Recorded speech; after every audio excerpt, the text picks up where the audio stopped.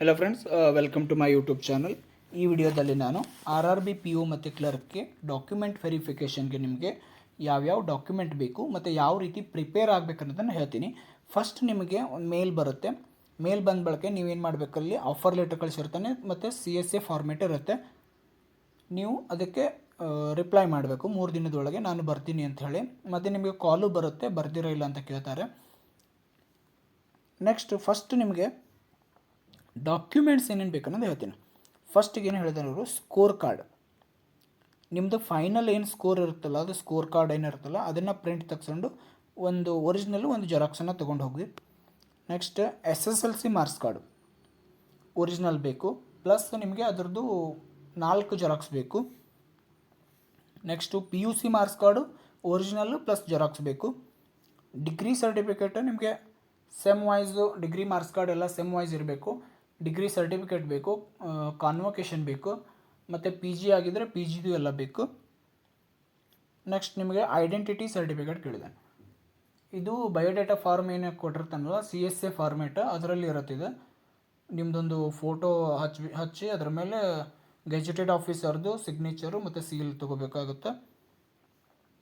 Next ನಿಮಗೆ original and photocopy of photo identity proof such as PAN card, Aadhaar card ಮತ್ತು PAN card ನಿಮಗೆ compulsory ಇರಲೇಬೇಕು. PAN card ಯಾರ್ದು ಇದ್ದಿದ್ದಿಲ್ಲ ಅಂದರೆ ಈಗಲೇ ಅಪ್ಲೈ ಮಾಡಿ, ಇಲ್ಲಾಂದರೆ ನಿಮಗೆ ಸ್ಯಾಲ್ರಿ ಲೇಟಾಗಿ ಸಿಗುತ್ತೆ. ಮತ್ತು ಅದರದ್ದು 4 ಜೆರಾಕ್ಸ್ ಬೇಕು ನಿಮಗೆ. ನೆಕ್ಸ್ಟು ಇಲ್ಲಿ 6 ಪಾಸ್ಪೋರ್ಟ್ ಸೈಜ್ ಅಂತ ಹೇಳಿದ್ದಾರೆ ಅವ್ರ ಫೋಟೋ, ಬಟ್ ನಿಮಗೆ ಅದು 8ರಿಂದ 10 ಬೇಕು. ನೆಕ್ಸ್ಟ್ ಏನಿದೆ ನಿಮಗೆ ಕ್ಯಾರೆಕ್ಟರ್ ಸರ್ಟಿಫಿಕೇಟ್ ಅಂತ ಕೇಳಿದಾನೆ. ಅದು ಲಾಸ್ಟ್ ಸ್ಟಡೀಡ್ ಕಾಲೇಜ್, ನಿಮ್ಮದು PG ಲಾಸ್ಟ್ ಎಲ್ಲಾಗಿರುತ್ತೆ ಅದು, ಅಥವಾ ನಿಮ್ಮದು PG ಆಗಿದ್ದಿಲ್ಲ, ಡಿಗ್ರಿ ಎಲ್ಲಿ ಕಂಪ್ಲೀಟ್ ಆಗಿದೆ ಲಾಸ್ಟ್ ಆ ಕಾಲೇಜಿಂದ ಹೋಗಿ ಪ್ರಿನ್ಸಿಪಲ್ ಕಡೆಯಿಂದ ನೀವು ಕ್ಯಾರೆಕ್ಟರ್ ಸರ್ಟಿಫಿಕೇಟನ್ನು ತೆಗೆಸ್ಕೊಂಡು ಬರಬೇಕು.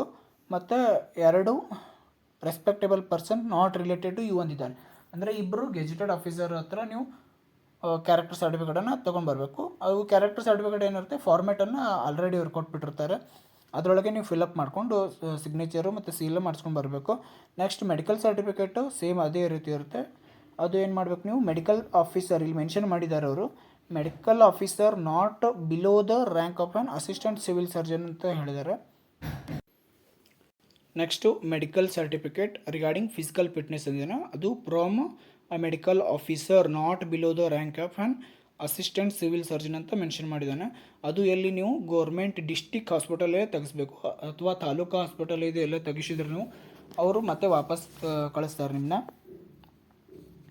ನೆಕ್ಸ್ಟ್ ನಿಮಗೆ ಕಾಸ್ಟ್ ಸರ್ಟಿಫಿಕೇಟು ಯಾರ್ದು ನೀವು SC ST ಬರ್ತೀರೋ ಅಥವಾ OBC ಬರ್ತೀರೋ ಕಂಪಲ್ಸರಿ ಕಾಸ್ಟ್ ಸರ್ಟಿಫಿಕೇಟನ್ನು ಸಬ್ಮಿಟ್ ಮಾಡಲೇಬೇಕು.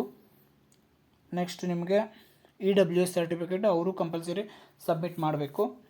ಎಕ್ಸ್ಪೀರಿಯನ್ಸ್, ನೀವು ಯಾವುದಾದ್ರೂ ವರ್ಕ್ ಮಾಡಿದರೆ ಅವ್ರದ್ದು ಎಕ್ಸ್ಪೀರಿಯನ್ಸ್ ಸರ್ಟಿಫಿಕೇಟು ಅದು ಕೇಳ್ತಾರೆ. Marks card of 8th standard or any level 8th standard as a proof having a studied Kannada language ಅಂದಿದ್ದಾನೆ. ನೀವು ಕನ್ನಡ ಕಲ್ತಿರೋ ಅನ್ನೋದಕ್ಕೆ ಒಂದು ಪ್ರೂಫ್ ಯಾವುದಾದ್ರೂ ಒಂದು ಮಾರ್ಕ್ಸ್ ಕಾರ್ಡನ್ನು ಸಬ್ಮಿಟ್ ಮಾಡಬೇಕು. ನೆಕ್ಸ್ಟು ಸಿವಿಲ್ ರಿಪೋರ್ಟನ್ನು ಏನು ಮಾಡಬೇಕಂದ್ರೆ ನಿಮ್ಮದೊಂದು ಪಾಸ್ಬುಕ್ ಜೆರಾಕ್ಸು ಪ್ಲಸ್ ಒಂದು ಪ್ಯಾನ್ ಕಾರ್ಡ್ ಜೆರಾಕ್ಸನ್ನು ಎರಡನ್ನು ಒಯ್ದು ನಿಮ್ಮ ಅಲ್ಲಿ ನಿಮ್ಮದು ಅಕೌಂಟ್ ಇರುತ್ತಲ್ಲ ಅಲ್ಲಿ ಒಯ್ದು ಕೊಟ್ಬಿಟ್ರೆ ಅವ್ರು ನಿಮ್ಗೆ ಸಿವಿಲ್ ರಿಪೋರ್ಟನ್ನು ತೆಗೆದುಕೊಡ್ತಾರೆ. ನೆಕ್ಸ್ಟ್ ನಿಮಗೆ ಪೊಲೀಸ್ ವೆರಿಫಿಕೇಷನ್ ಯಾವ ರೀತಿ ಮಾಡಿಸ್ಬೇಕು ಅನ್ನೋದನ್ನು ಹೇಳ್ತೀನಿ. ಪೊಲೀಸ್ ವೆರಿಫಿಕೇಷನ್ ಫಸ್ಟಿಗೆ ಸೇವಾ ಸಿಂಧು ಪೋರ್ಟಲಲ್ಲಿ ಪೊಲೀಸ್ ವೆರಿಫಿಕೇಷನ್ ಫಾರ್ ಜಾಬ್ ಅಂಥೇಳಿ ಅಪ್ಲೈ ಮಾಡಬೇಕು. ಅಲ್ಲಿ ನಿಮಗೆ 450 ರೂಪೀಸ್ ಇರುತ್ತೆ, ಅದನ್ನ ಅಪ್ಲೈ ಮಾಡಿ.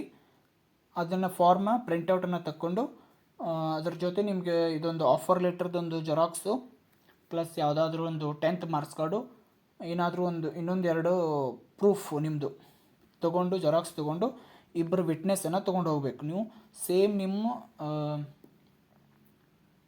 ಆಧಾರ್ ಕಾರ್ಡಲ್ಲಿ ಏನು ಅಡ್ರೆಸ್ ಇರುತ್ತಲ್ಲ ಅವ್ರದ್ದು ಇಬ್ಬರದು ಸೇಮ್ ಇರಬೇಕು. ಅವ್ರನ್ನ ಕರ್ಕೊಂಡು ಹೋಗಿ ಅಲ್ಲಿ ವೆರಿಫಿಕೇಷನ್ ಮಾಡಿಸಿ ಆಮೇಲೆ ನಿಮ್ಮ ಮನೆಗೆ ಬಂದು ವೆರಿಫೈ ಮಾಡಿ ಹೋಗ್ತಾರೆ. ನೆಕ್ಸ್ಟ್ ನಿಮಗೊಂದು 7-8 ದಿವಸದಲ್ಲಿ ನಿಮಗದು ಸೇವಾ ಸಿಂಧು ಪೋರ್ಟಲಲ್ಲಿ ಅಪ್ಲೋಡ್ ಮಾಡ್ತಾರೆ. ನೀವು ಅದನ್ನ ಪ್ರಿಂಟ್ ತಕ್ಕೋಬೇಕು. ಮತ್ತು ನೀವು ರಿಸರ್ವ್ ಲಿಸ್ಟಲ್ಲಿ ಇದ್ರೂ ಅವ್ರು ಈಗಲೇ ರೆಡಿಯಾಗಿ ಮಾಡಿ ಇಟ್ಕೊಳ್ಳಿ, ಯಾವಾಗ DV ಬರುತ್ತೆ ಹೇಳಕ್ಕೆ ಬರಲ್ಲ. ಮತ್ತು ಎಲ್ಲ ಡಾಕ್ಯುಮೆಂಟ್ಸನ್ನು ಕರೆಕ್ಟಾಗಿ ತೆಗೆದುಕೊಂಡು ಹೋಗಿ, ಆಮೇಲೆ ಪ್ರಾಬ್ಲಮ್ ಮಾಡ್ಕೋಬೇಡಿ. ಇದೇ ರೀತಿ ನಿಮಗೆ ಕನ್ನಡದಲ್ಲಿ ನಾನು ಕಂಟೆಂಟ್ ಬೇಕಾದರೆ ನನ್ನ ಚಾನಲನ್ನು ಸಬ್ಸ್ಕ್ರೈಬ್ ಮಾಡೋದನ್ನು ಮರಿಬೇಡಿ. ಧನ್ಯವಾದಗಳು.